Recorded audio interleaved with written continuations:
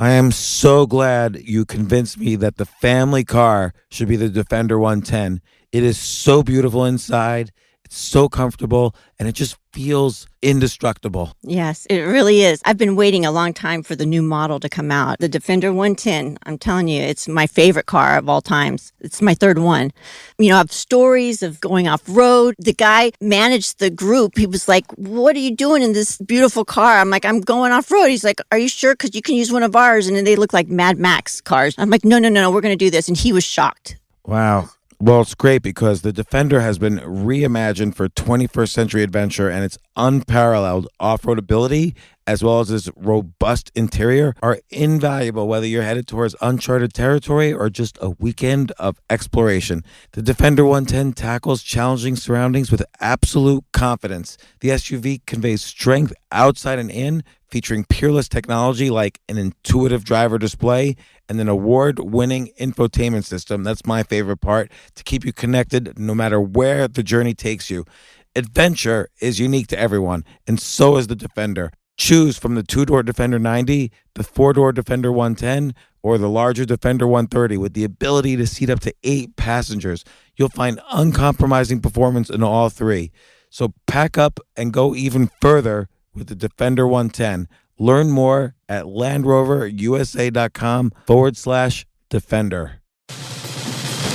These days, we're all investors, trying to be smart with our money despite our worst impulses. But at iShares, we believe that deep down inside of every investor is a better investor. One that's just waiting to be let out. Explore iShares ETFs and insights and let your best investor out. Visit iShares.com for more information. This isn't your average business podcast, and he's not your average host. This is the James Altucher Show on the Stansberry Radio Network.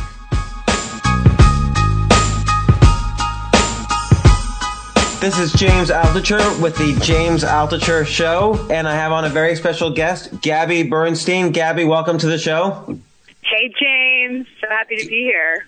Gabby, you're like a one-woman media empire. I'm just going to list off some of the things that you've done. You've written 4 best-selling books. One of them is called Add More Ing to Your Life. I love that title because obviously I think you're implying something sexual there, so it's a great title, even though actually when you read the book, you're implying much more, but it's a good way to get people in. Then you wrote Spirit Junkie, May Cause Miracles, and now we're here to talk about your just-released book, Miracles Now. And you have a monthly segment on the Today Show. You have a weekly radio show with Hay House Radio. You're everywhere. Everywhere I look, there's reference to you. How did you what's your story? How did you get started, and how did you kind of build up such a media empire? Well, my first career from when I was 21 to 25, I was running a public relations business in New York City. And I was actually at the time representing nightclubs, if you can believe it. So I can't actually. I was some, 21-year-old girl in New York doing PR for all the hot new nightclubs. No, doing PR for a nightclub, isn't that just like, let's get Kim Kardashian in the nightclub and everyone else will follow? It's a lot of that. Yeah. And it's so funny to even talk about it now because it's such a departure from who I am today. But at that time, this is almost a decade ago, I was, really into that career path. But, most importantly, I was really always sort of naturally good at sales, and I had no PR background whatsoever. I actually have a degree in theater from Syracuse University, so I had zero marketing or PR background. Totally useless degree. Yes, my theater degree, actually, ironically, it was not that useless because now I'm a public speaker. So a lot of the stuff that I learned at the time is definitely having an effect today. And it's only now that I realize that all that breathing has something of value to me today. That's interesting. Okay. Yeah, you can find the good in it. But at the time when I was running this PR business, I really, I had been promoting parties in my teens, like 18, 19, 20. When I came home to New York City, I'd promote parties. And I had this this hit that I could sell these nightclubs, I could promote these nightclubs. And so I turned this into a business. And so marketing and PR has always been something that's come to me very, very naturally. And if I believed in what I was selling, then it was always a recipe for success. And so at that time in my life, 21 to 25, I believed in partying and the nightclub scene. And so it was, that's a very great thing to believe in when you're young, actually. I wish I had believed in more of that when I was at ages of 20 to 25. I was really bad at it. I think that, in my case, I can definitely look back and say that I had no lost times, and I definitely put myself through a lot of different experiences that I can say I've been there and tried that. But, there's two sides to that story, and in my case, really what happened was I was pushing that envelope of that scene and that world a little too far. And by the time I was 25, I was really in a darker place. I was so you have to let me ask then, what does it mean too far? So by that point, I was very, very entrenched in that nightlife scene. I was addicted to my credentials. I was addicted to my relationships. I had addictions to wanting to feel good enough. And then a lot of that feeling of inadequacy led to drug and alcohol addiction. And so, like most people in the personal growth space, we come to follow that path of being a spiritual teacher or a personal growth leader or a self-help book author through our own dark night of the soul. And so for me, that period of my life when I was 25 years old, hitting that bottom with drugs, alcohol, work addiction, love addiction, all of it hitting me at once, I was blessed with a really great gift of being cracked open at a very young age and having to choose a different path. And so at 25, I put down that PR business. I got sober.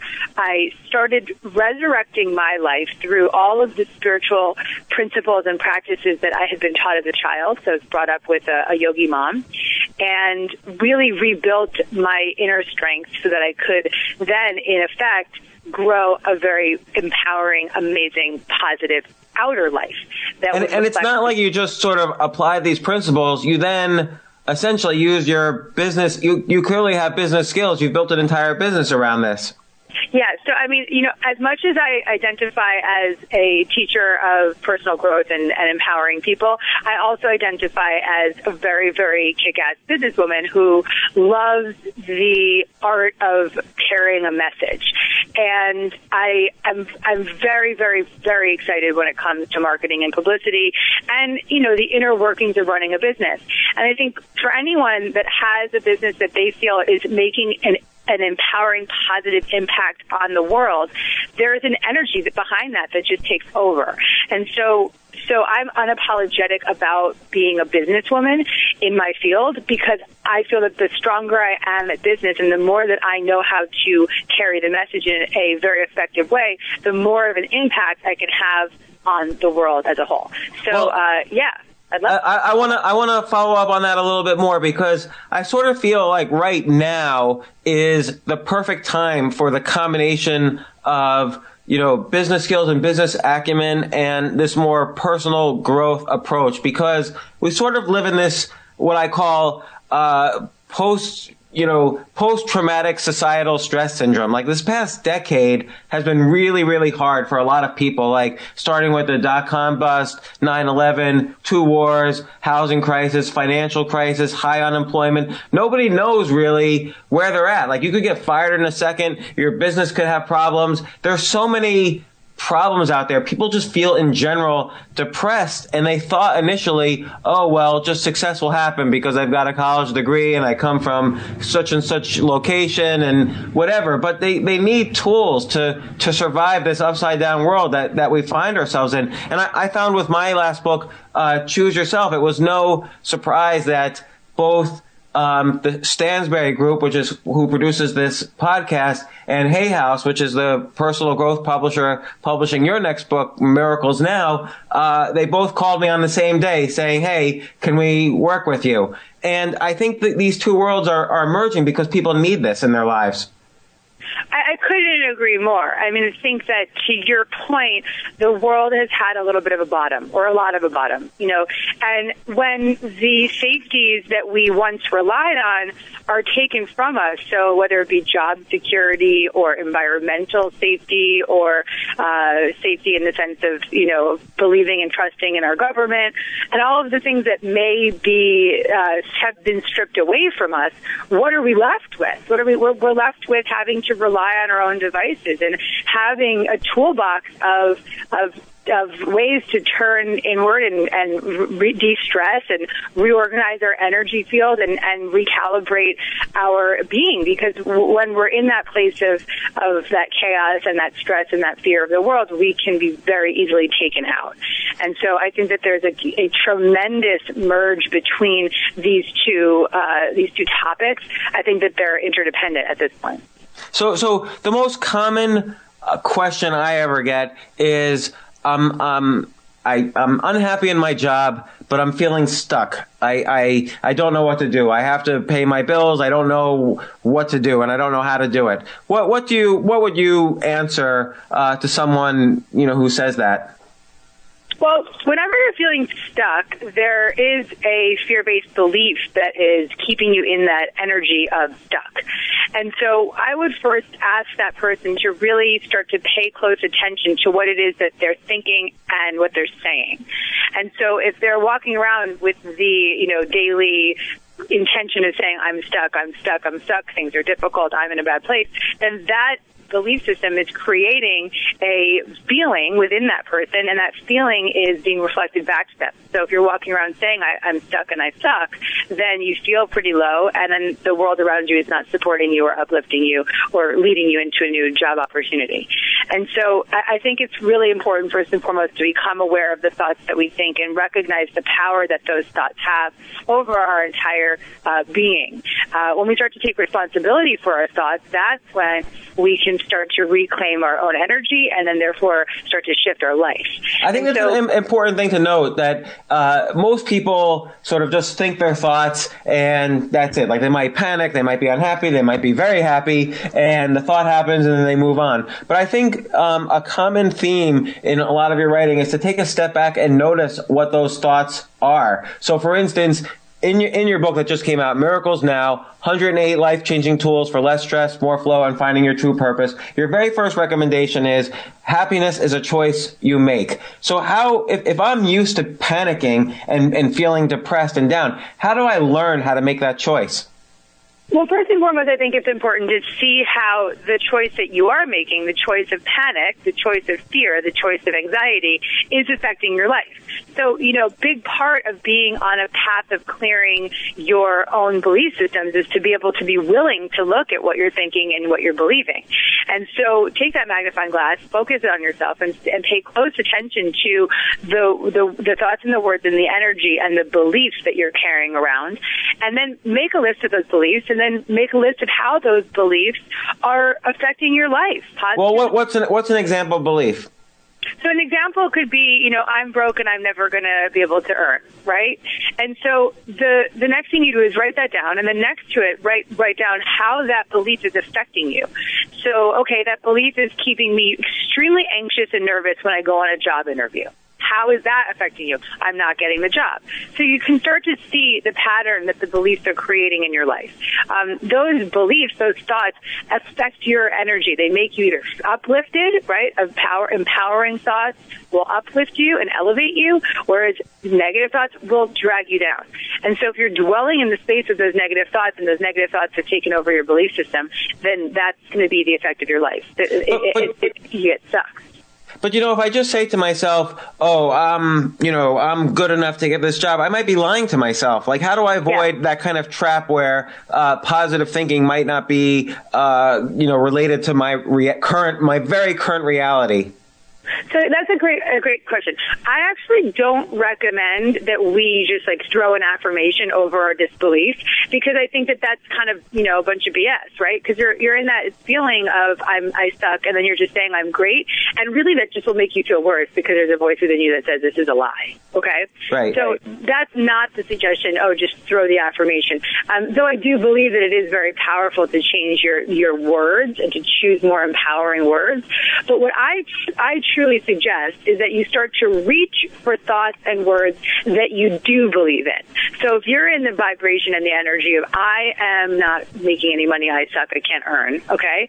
Start to reach for stuff that you do believe in. Well, I do have great internet skills, and I do know how to, get people to follow me through my Facebook page. And so I know that is an amazing way that I can possibly earn money. And maybe I could, join this affiliate network and start linking through on my Facebook. Just reaching for thoughts that you believe in, solutions that you believe in.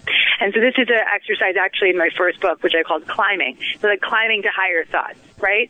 So you're in that low level place of I'm not earning, I can't make enough, and you start to reach, I've got a great Rolodex. That Rolodex can lead me to, a new lead, or my LinkedIn connections are very, very powerful. I have a job interview next week. I'm going to bring my A game. Just talking your way, thinking your way to higher thoughts.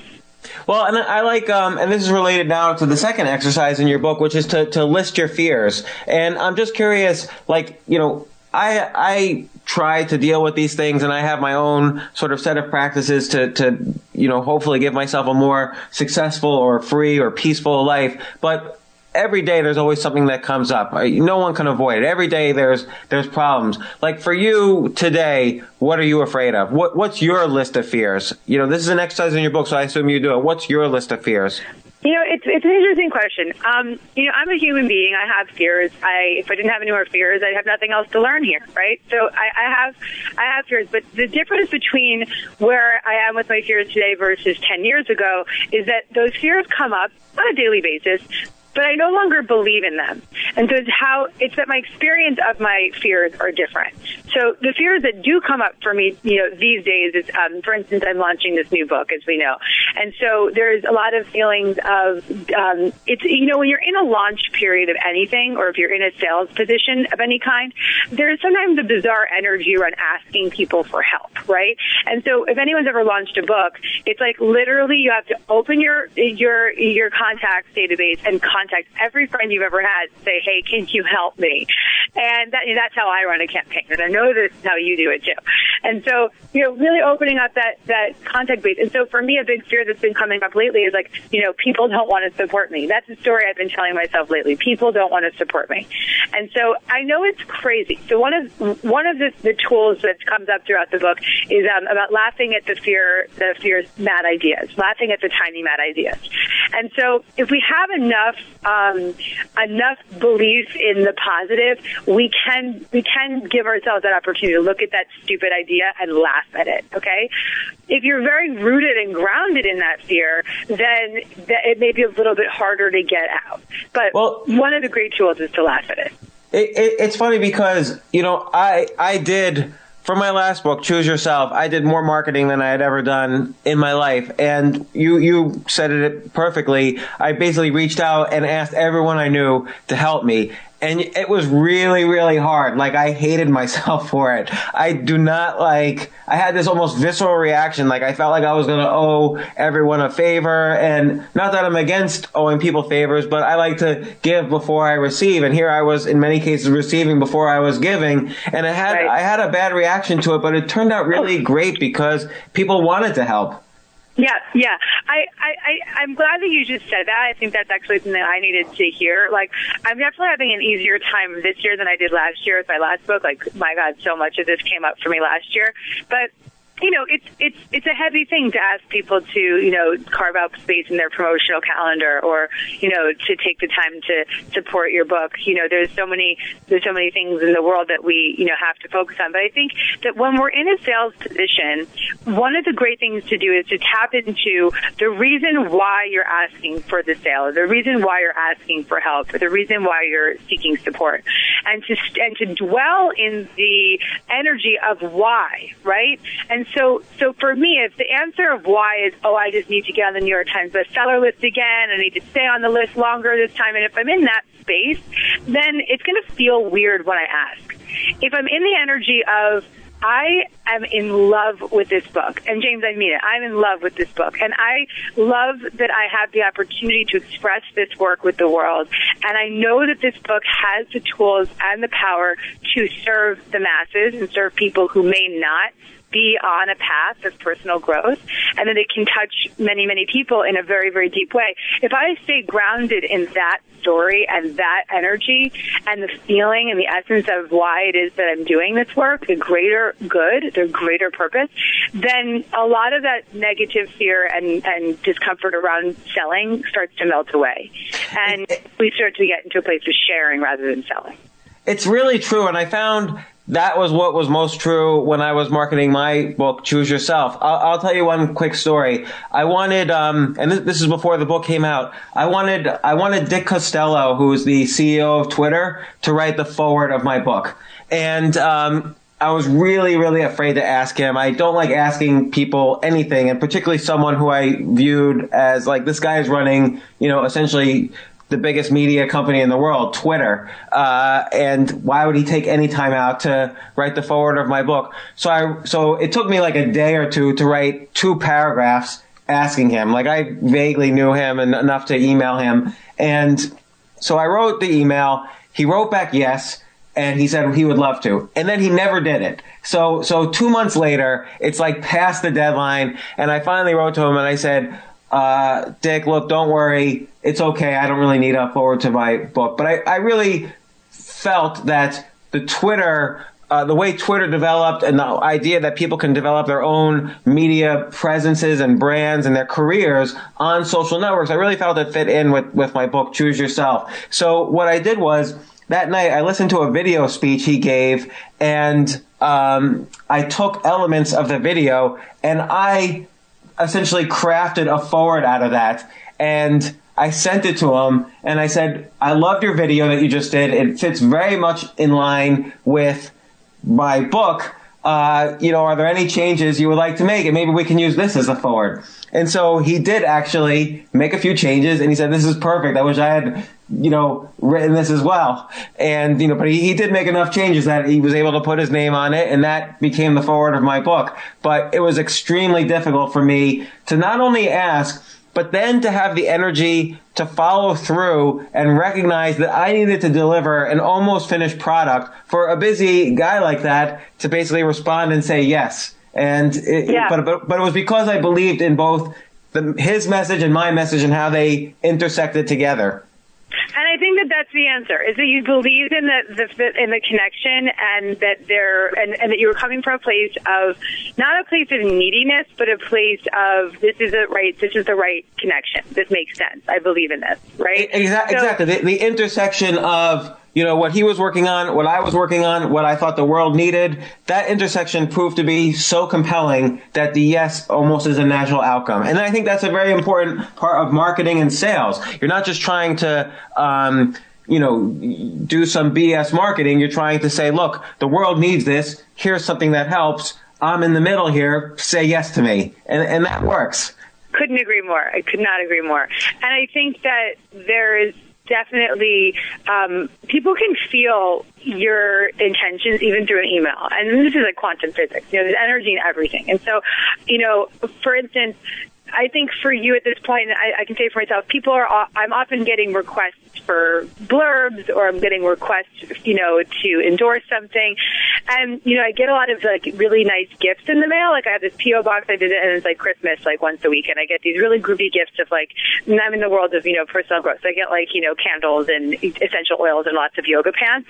But when I get these gifts, sometimes when I open the box, I can literally feel like, oh my God, this feels awful. Like, even if I love the product, I'm like, I cannot wear this, or I cannot, I can't keep this, because there's a feeling of, oh my God, this person is like needing me to do something for them.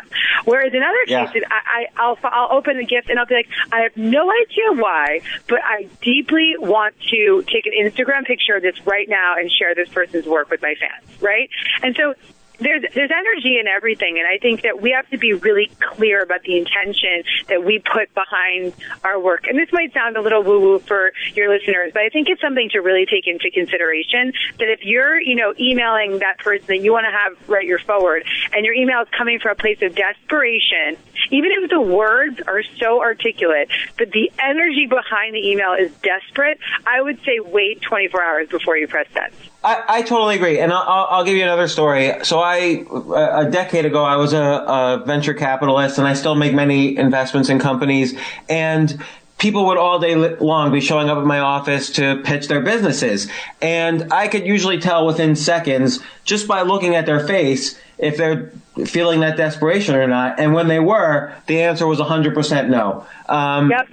Yep. Because you just don't want to. I just didn't want to deal with that, and for no reason at all. Just that's what the answer was going to be, no. And so it's important for me to never come from that level of desperation. I've lived my life never coming from that level of desperation, and I think that's why it's so hard sometimes to ask people. But it's also, like you said, it's really important to again, if you're coming at it with the right energy and with the right feelings of importance, like this message is important, I think it is important to ask as many people as possible when you have that energy behind you.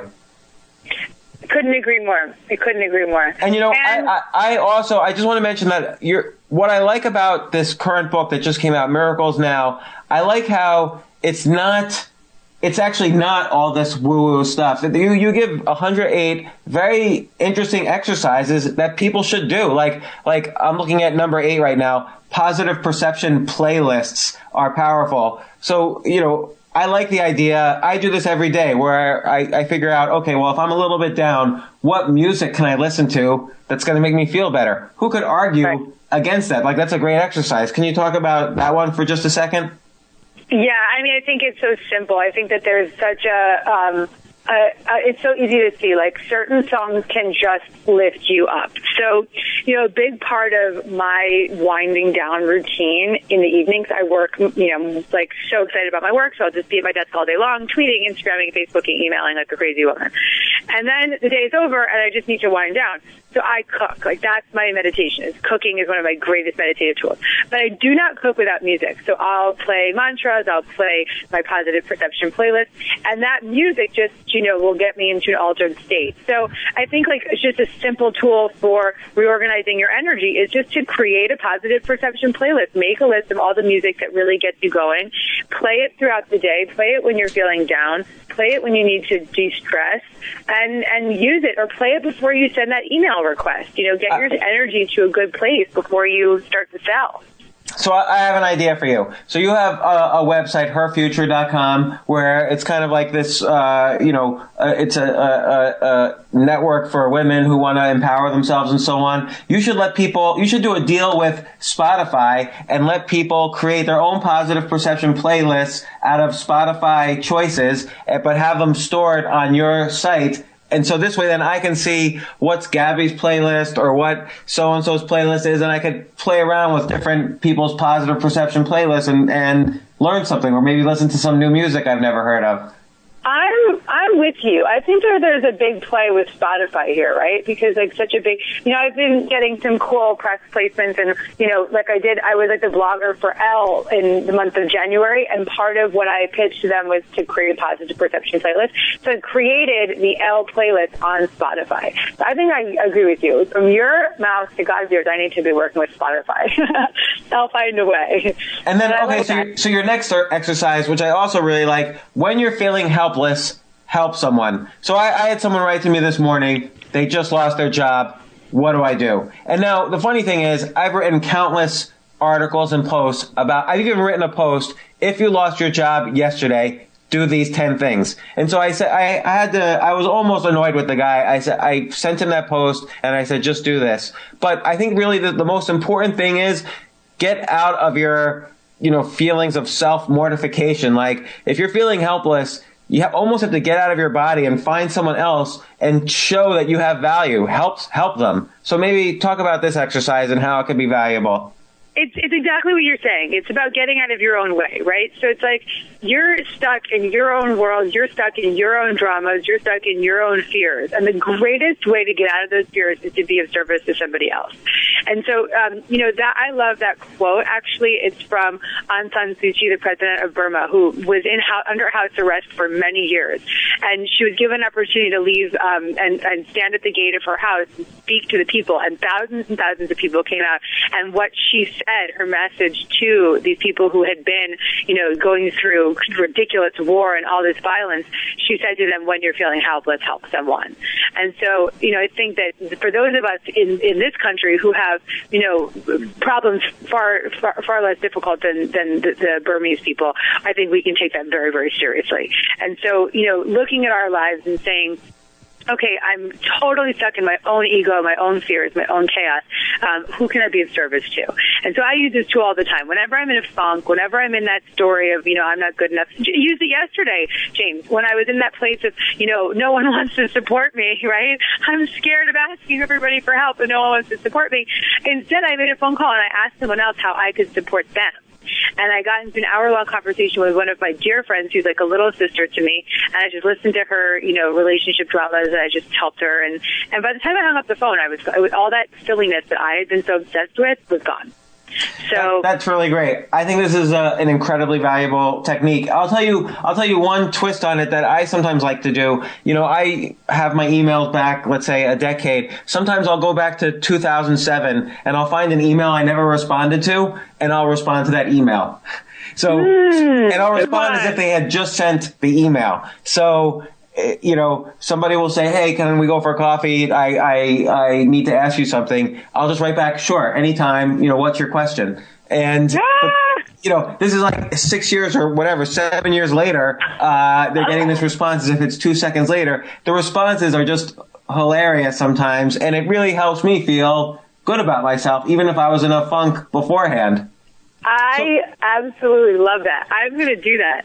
I've got all these lovely emails that come in on my site, herfuture.com, and it's kind of hard to keep track of all of your social media stuff. And so I've sometimes I'll dedicate like an hour just to responding to those people. But I love the idea of going back 6 years and saying, hi, how are you? It's been magic. I'll tell you, one time, for my birthday in 2007, someone bought for me the domain name JamesAltucher.com, and I never responded to him. I never took the domain. I never responded, probably because of what we were talking about earlier. I felt funny, getting a gift. And then I think it was around 2010, 3 years later, I wrote back to him and I just said, thanks. What do I need to do? And then he's become a good friend since then. He's like, whoa, that's the longest response time I've ever had for something. And it worked out well. Now all my stuff's on JamesAltucher.com thanks to my responding 3 years later. Right. I love it. So, and again, what I like about your book is it's not all of these kind of let's astral project to the universe and everything's going to magical is going to happen to us. You get very simple techniques, but these are very valuable. And one of your techniques, which I think is probably the most important in my life, you say sleep is a spiritual practice, and I really find that if I don't sleep, for me, I love to sleep 10 hours a day, but if I don't sleep at least 8 hours a day, I almost can't function the next day. And sleep is incredibly important for energy, for productivity, for any kind of successful endeavor. And I'm sure you must be an expert at this point. I'm like you. I need 8 hours. And if I don't get it, I need to catch up. My husband's fine with 6 hours of sleep. He's up in the morning. He's out the door. I need more. And then if I don't get those 8 hours, a lot of what I talk about in the book is okay, if you can't get those 8 hours, here's how you can have a more restorative rest. And I give tools for that throughout the book as well, which I think is really important. So, I think that do the best that we can to, get the amount of time that we need. And if we can't get that time, it's often more about how well have you slept rather than how long have you slept. And so I agree with you completely. I think that we have to put our health as a high priority. And if we're not feeling well, then we can't perform well in any area of our life. And so sleep is one of the greatest ways that we experience, that relaxation response of just allowing our body to restore itself and to heal itself. And so much of it happens while we're sleeping. So we have to be make it a high priority. And again, to your point, making these tools are simple. They're appropriate. They're tangible. Well, so it's interesting. They're tangible, and sometimes, though, they require practice. Like, obviously, if you've been only sleeping because of stress 3 hours a night for the past 10 years, and this did happen to me for 15 straight years, I was only sleeping 3 hours a night because I would always wake up in the middle of the night stressed and then never able to get back to sleep. And it took a lot of practice to really get back to an 8 to 10 hour of sleep mode, which I'm in now, fortunately. Like, I had to stop all screen time after 6 p.m. I would go to sleep between 8 and 8:30. No TV at night, for instance, no screen. And I wouldn't eat past 6. Like, all of these things that kind of conspire to keep you from sleeping or make you wake up in the middle of the night, I would just avoid them completely. That's how important it was to me. So I think it's very valuable advice in your book. Thank you. I appreciate it. And then another one, I remember reading a quote once, worry will never solve tomorrow's problems, but it will always sap your energy today. And you have a similar one in one of your exercises. Worry is a prayer for chaos. And I find this to be really true. Like, worry will only have a negative effect. It will never help you to think more appropriately about a problem in your life. Well, that's exactly right. So it's sort of back to what we were saying in the beginning of this talk, which is really, what we're thinking and what we're feeling, we're experiencing. And so, if we're walking around worried all around, we're praying for chaos in our life. The worry carries the energy of fear. Worry carries the energy of tension and control, and it wreaks havoc in our life. So my hope is that we can start to use the tools throughout the book, or whatever tools we are guided to in our life, whether you have a meditation practice or you love running or you're following a certain type of book, whatever it may be that you're led to use those tools to reorganize those worries, because those worries not only are affecting the experiences that you're having, but they're also affecting your physical state. And so, our thoughts have a massive impact on our physical well-being, and we have to be really careful. We have to start to take responsibility for those thoughts. Yeah, I couldn't agree more. And I think, most of my business career was spent worrying. Like, I used to be a day trader about a decade ago, and that's when you're worried every single moment you're in the market. Are stocks going to go up or stocks going to go down? I would feel like my blood literally like pumping all through my body when the market was moving against me, and I just hated it. Like, I had a church across the street from my house, and I would go, I'm Jewish, but I'd go to this church and literally like pray to Jesus, like, help stocks go in my favor. That's how desperate I was. And it just, obviously that technique did not work. I do not recommend that as a technique for making money. But, again, you've created such a successful career. I mean, this is your fourth book. You've had these bestsellers. I want to ask a little more about the business side. Like, what is a New York Times bestseller? Like, how do they measure that? How many books sold qualifies you for that? So, my last book was it was number 5 on the New York Times bestseller list the first week it was out. It stayed on the list, but it went down. But the first week it was number 5. That's the highest I've been so far on the list. It came out in January, which is a pretty competitive time for self-help books. So I knew that I had to move a lot of books that month.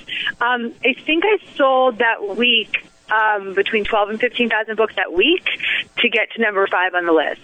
Wow. And that was a big week. It stayed pretty consistent.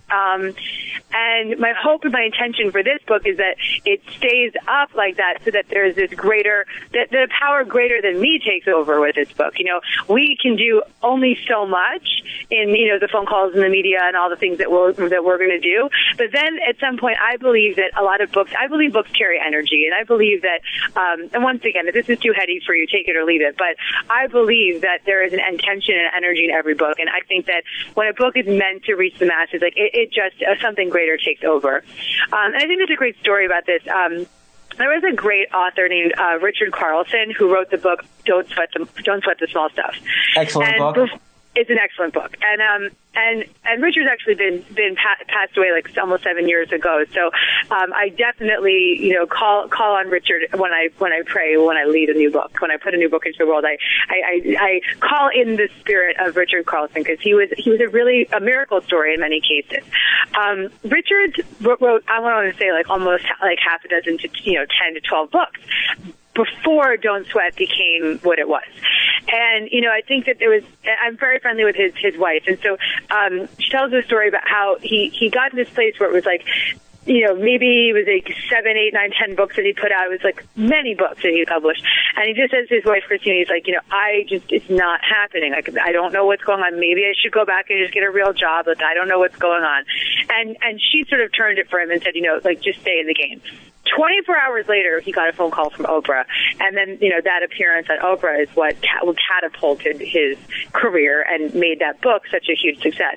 But you can only really imagine that the energy of that book and the intention within that book, and obviously the content of the book, was so powerful that without even realizing it, had gotten in the hands of Oprah Winfrey. And right when he was about to throw in the bag, this is when, this type of miracle occurred. So, I think that's fascinating. That's such a great, simple book. I had no idea that it had gone through that. Yeah, isn't that incredible? And it's like, it goes to show that it's like we can do all that we can do, and we can put all of our own energy and our intentions out into the products and the work that we do. But then I really believe that we also have to trust that if the work is of the highest service, of the highest good, that something greater will take over, and that there becomes sort of a underswell and a momentum that it's unexplainable. And that invisible force, whether you believe it or not, I'm sure people have seen that in their lives.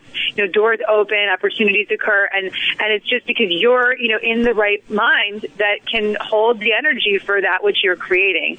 And, I believe that's been a huge, I've been in my business for almost a decade, and I started when I was 25, and I'm almost 35. And so I'm feeling at this point in my career that a lot of things are happening because of my commitment and the energy that I've put out. But I also feel that so much is happening now without me having to do so much. And some of that is a lot of 10 years of hard work for overnight success. It does happen, and I believe that. But in the same breath, a lot of success comes to people through letting go and allowing, and trusting that there's more around you that's supporting you.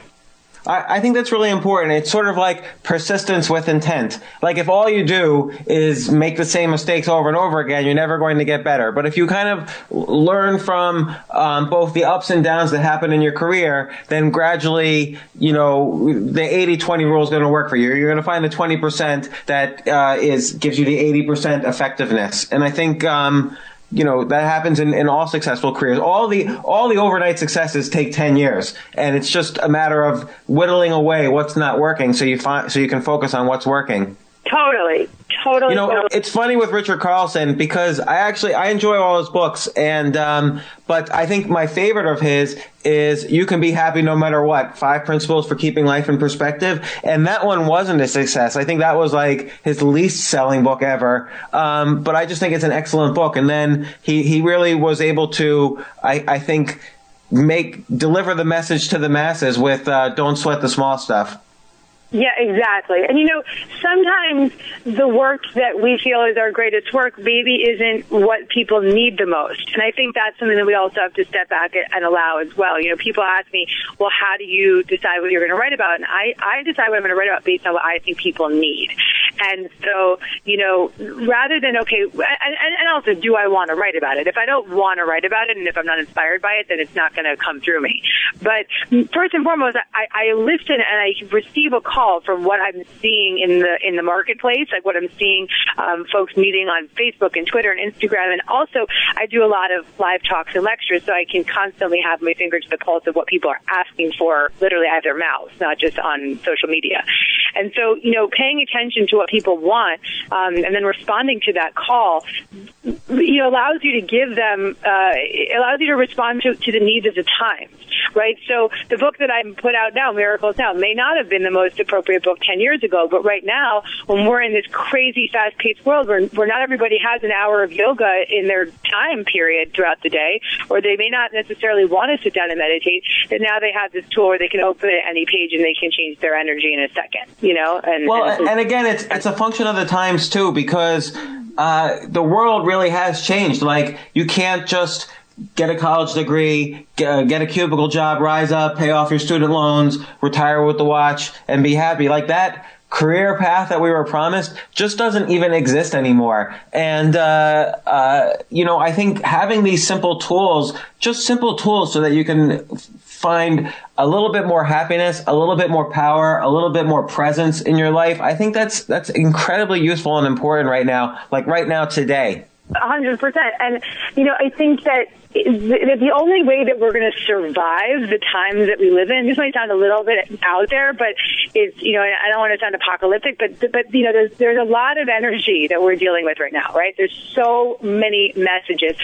Talking to my husband last night, he was very, very, he works in private equity investing in technology. So he's very into what's happening from a tech perspective and a social media perspective and just in the world in that way. And he's constantly reading and he's constantly trying new apps and this and that. And he literally was like, my brain needs a break from this.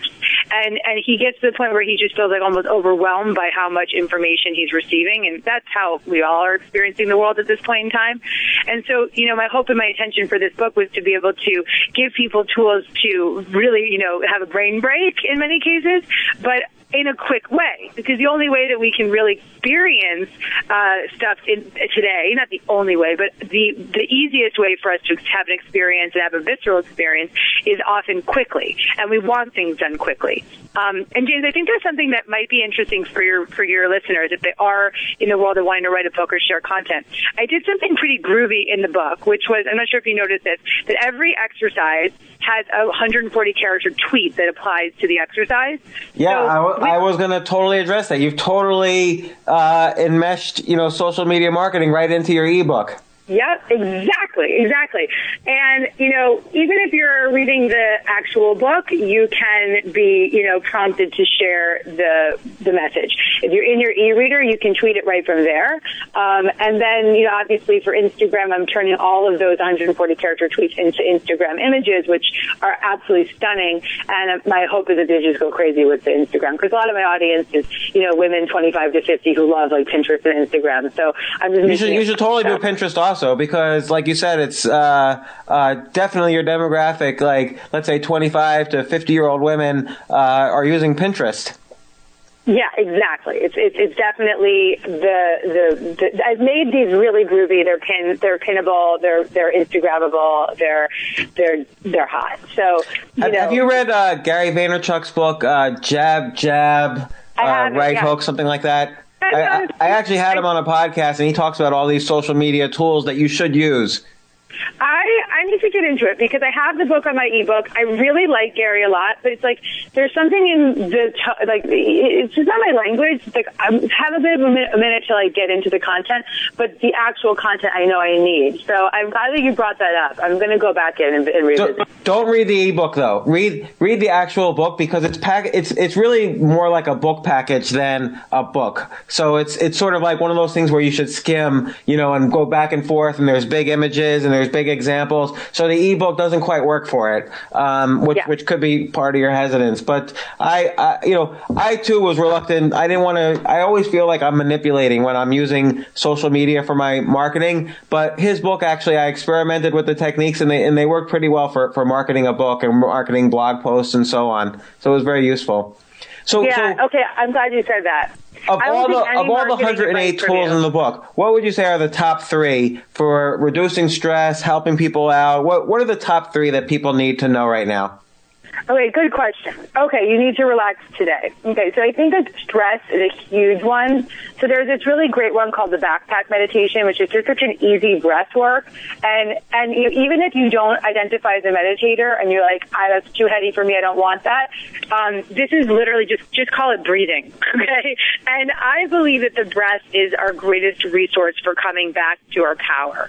And, our power we need for the work that we do, for the life that we live, for the love that we bring, for the, for the relationships that we have. So this one's just breathing in for 4 strokes through your nose, and you breathe out 1 stroke through your nose. And it's really simple. Anyone that's listening can try it right now. You just breathe in 4 strokes through your nose, and then breathe out 1 stroke through your nose. And if you do that for 1 minute, you can de-stress instantly. It's a miracle. It's the fastest, quickest way to just reduce stress. So in for 4, out for 1. You can use it anytime. You can use it anywhere. You can be, about to go into a job interview, about to go into a sales pitch, and you just breathe in for 4, out for 1. Do it for 1 minute. You're in good shape. Okay. That's great. I'm doing it right now. I can feel it already. You can, right? You just feel it instantly. It's just right away. You're reorganizing your energy, and that in itself can change your entire life. Another one that I think is amazing. That's a great practice for newcomers is it's called peace in your pulse, and you put your pointer finger and your middle finger on your pulse, or maybe even your thumb on your pulse, on your wrist, and your 4 fingers underneath, and you find your pulse, okay? And once you find your pulse, you repeat some type of mantra. In this case, I teach Kundalini yoga and meditation, so I use the mantra Sat Nam, which means truth identified. But you could use your own mantra. You could use, calm down, right? And as you feel your pulse come in and out, you say one word, and then the next pulse you say the next word. So on one pulse you say calm, on the next word you say down, calm down, chill out, right? I like that because both of these techniques basically, again, turn you away from your worry and bring you to the present moment, really. They get you out of your own way. They jumpstart you into a simpler, more peaceful place, which is just awesome. This is one of my favorites. I think is really important. I think is good for your audience to hear, which is promote what you love instead of bashing what you hate. And I like this because, there's a lot of haters on the internet. And if you're one of those haters, you know who you are, and God bless you, and I send lots of love to you. But, it doesn't make you necessarily feel better when you're putting a lot of negativity out into the world. And so, I think that it's similar to like when you're feeling helpless, help someone. If you're feeling negative, promote something positive, right? So, post one of James's podcasts. Like, do something that is sharing better content in the world rather than being a hater. Because we have so much negative energy around us right now that we need to be joining forces to take responsibility for putting more positive energy out into the world. And I think a lot of that comes with being a powerful example on social media through sharing positive, empowering content. And if you don't have something nice to say to someone's blog, then do not say it at all. It's so unnecessary. It brings such negativity, and it's not serving the world. Let's take that into the workplace. So your boss either just yelled at you or a colleague just backstabbed you in a meeting. How can you take this technique and use it there? Okay, so I would say, you've got bad vibes and the energy. Okay, so here's a great example. I have a really good friend, and he works in a bank, and it's really, really, really bad energy. The boss, leads with the iron fist. Like, it's a bad place to hang out. And so my advice, he kept coming to me so miserable. They don't respect me. They don't like me. There's so much negativity. We're all supposed to do this. And I said to him, I was like, well, what if you just went to work every day and your main job, not necessarily get the deal done or to make sure that you were said perfect in your presentation, but your main job was to be the light, to be the positive energy, okay? And for whatever reason, that day he decided to hear what I was saying. He was like, I get it, and I'm going to apply it. And this is someone who's very, very, this is a banker, okay? This is someone who's very cynical. In the normal world would be like, this is insane, what the hell are you talking about? But for whatever reason, he took it to heart. And he spent a week going to work and making that his full-time job, to be the light, right? To be the positive energy, to bring his good attitude to the negative circumstances. And he came back to me a week later, he said, you have changed, that exercise changed my life. when I went to work every day just with the intention of like being in a good mood and, being nice to people and not letting things roll off my back. And my only job was to be positive, be in a good place and have a good attitude. All of the littleness of all the crap that was coming up in the office and all the details started to just melt away. And ironically, people started treating him with more respect because they felt good around him. And that feeling of being, positive and empowered by his energy and elevated by his energy unconsciously led them to want to be more kind and more generous to him. And so, take it or leave it, but it works. I swear by this. So, rather than thinking that your job is to be a great publicist or a banker or, a VC, your job is to be the light. Your job is to be positive and empowering and see what happens.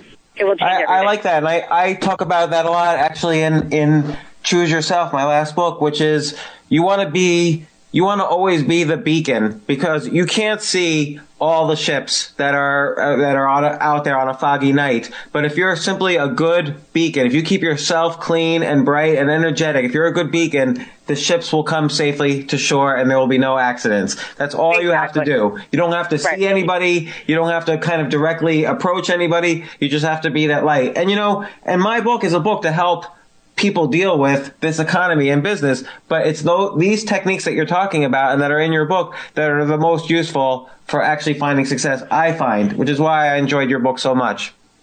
It's so cool to me that you get the intersection. You understand that there has to be this intersection. If we're all one way and we're only in the practical right brain, then we're going to miss, that creative part of what can come through us. And when businesses and individuals start to go to that next level with their career, it happens when they tap into that creative force, whatever you would call it. So, when they tap into the service-minded essence, when they tap into wanting to feel better rather than, produce more, that's when things begin to explode in one's career. And so I'm so psyched that you understand that and that you promote that. Yeah, no, and unfortunately, I guess for all of us, like you mentioned, the dark night of the soul, there was one point where I had made, more money than I ever thought was possible, but I figured, this is just not enough. Like I literally felt like I needed $100 million in order to be happy. And which is, of course, 1 year later, I was totally bankrupt, lost my house and family and everything. And, you kind of have to set priorities straight and realize that these tools that you're talking about are the floor. Like that, this sets the floor and the base for future success. Not wanting $100 million, but actually being the light or being positive or being, doing some of these energetic practices or sleeping well or coming up with lots of ideas or forgiving people. All of these practices together are kind of make up the soup of success in some way. And, I think it's valuable, which is why I'm glad you agreed to come on the show. Yeah, and the last thing I'll say about that, James, is that I think, the neat thing about miracles now is that there's 108 tools. So if some of them are like too out there, or too woo-woo, or just too difficult, there's like 108, there's 107 more, So it's like you can really choose what you want from this book. And even if I believe that if somebody applied one tool from this book in their life will change. And so, that's exciting. And the title for your next book should be the woo-woo tools. So the woo tools, exactly. Anything that is like too out there that it actually probably would be useful for you to see what you're afraid is not practical. So you're labeling them all woo woo. If you were to list the tools that you thought were woo woo, I bet you those would be the most useful tools in the book.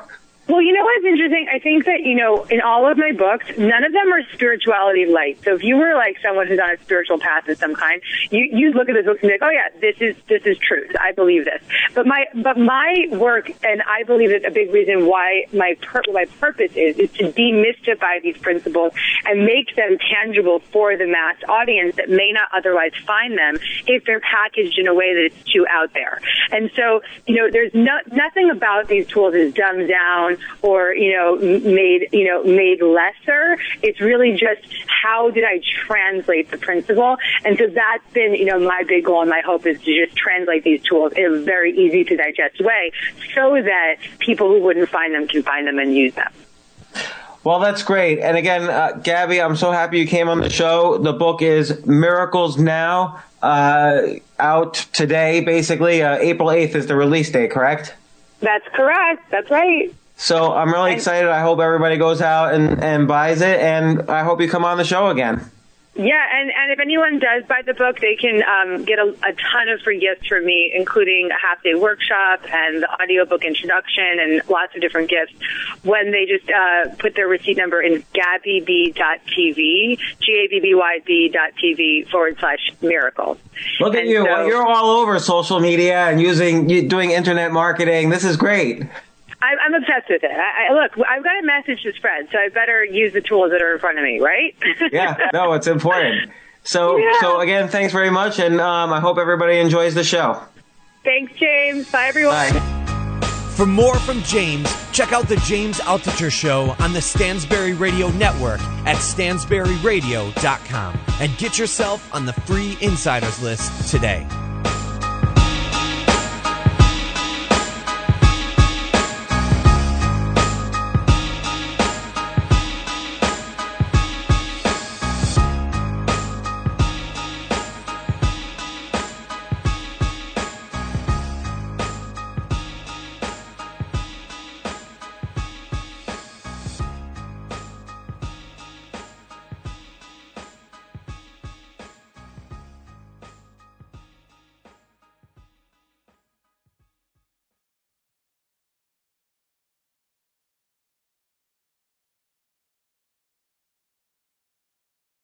AI might be the most important new computer technology ever. It's storming every industry and literally billions of dollars are being invested. So buckle up. The problem is that AI needs a lot of speed and processing power, so how do you compete without costs spiraling out of control? It's time to upgrade to the next generation of the cloud, Oracle Cloud Infrastructure, or OCI. OCI is a single platform for your infrastructure, database, application development, and AI needs. OCI has 4 to 8 times the bandwidth of other clouds, offers one consistent price instead of variable regional pricing, and of course, nobody does data better than Oracle. So now you can train your AI models at twice the speed and less than half the cost of other clouds. If you want to do more and spend less, like Uber, 8x8, and Databricks Mosaic, take a free test drive of OCI at oracle.com/advance. That's oracle.com/advance. oracle.com/advance.